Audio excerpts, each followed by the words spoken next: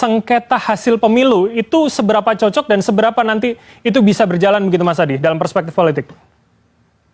Ya, saya kira memang kalau bicara tentang target sengketa hasil pemilu di Mahkamah Konstitusi harus muluk, harus sesuatu yang cukup luar biasa yang itu menghentak ya terkait dengan hasil pemilu tentu saja. Apa salah satunya? Kalau tidak pemilu ulang ya didiskualifikasi. Itu kan target ideal.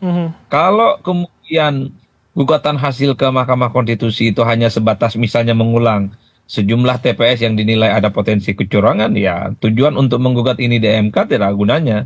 Makanya secara keseluruhan kalau saya membaca ya anatomi soal gugatan 01 dan 03 ini kan hampir sama, materinya hampir sama. Satu misalnya soal bagaimana putusan MK yang dinilai cukup cacat tapi KPU memutuskan bahwa calon wakil presiden nomor 2 itu kan kemudian ditetapkan sebagai kontestan. Di situ saja dianggap bermasalah, tinggal nanti diuji apa argumen dan dasar hukumnya yang bisa dijadikan sebagai sandaran ya untuk memperkuat argumen ini dan meminta kepada hakim untuk melakukan delegitimasi, bahkan sebagai bentuk bahwa itu adalah suatu hal yang tindakan-tindakan yang tidak sesuai dengan prosedur.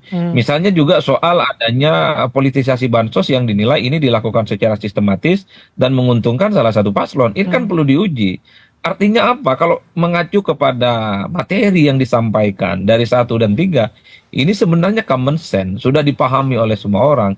Tinggal nanti memang adu kuat data, adu kuat argumen, termasuk saksi-saksi. Oke. Kalau tidak salah misalnya saksi dari kubu 1 ini kan menghadirkan sejumlah oknum, oknum penyelenggara pemilu ya di level wilayah itu yang dinilai paham dan tahu persis terkait dengan potensi kecurangan itu.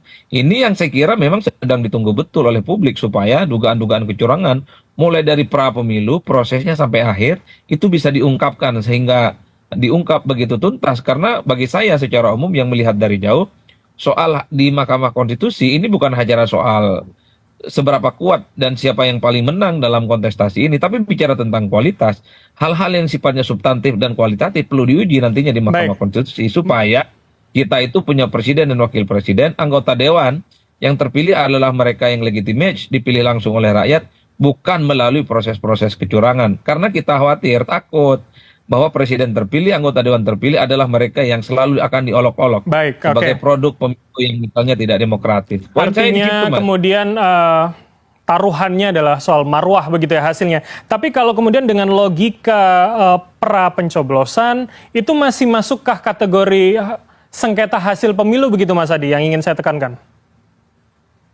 Gimana Mas? Ya Mas Adi, jadi dengan kemudian menjadikan pra pencoblosan itu menjadi premisnya, menjadi dasarnya, seberapa itu masuk dalam kemudian kategori sengketa hasil pemilu? Nah, ini ada dua logika yang pastinya berbeda. Kalau kita mengacu pada Mahkamah Konstitusi, yang mereka adili adalah persoalan-persoalan yang terkait dengan sengketa hasil pemilu. Misalnya ada calon tertentu yang dinilai dirugikan ya, karena ada tindakan-tindakan yang dilakukan secara TSM, terstruktur, sistematis, dan masif. Mungkin dengan cara penggunaan aparatus-aparatus kekuasaan atau menggunakan bantuan-bantuan sosial yang dinilai itu didesain untuk memenangkan salah satu calon. Tinggal nanti Mahkamah Konstitusi mau tidak misalnya mau menerima gugatan-gugatan yang sebenarnya tidak ada kaitannya dengan hasil dan sengketa pemilu. Kalau kubu 01 pastinya akan mengaitkan semua hasil dalam pemilu kita ini ada kaitannya dari awal. Oke, baik. Kecurangannya, dugaan-dugaan tidak fairnya itu diawali bukan ketika pencoblosan saja, tapi jauh sebelum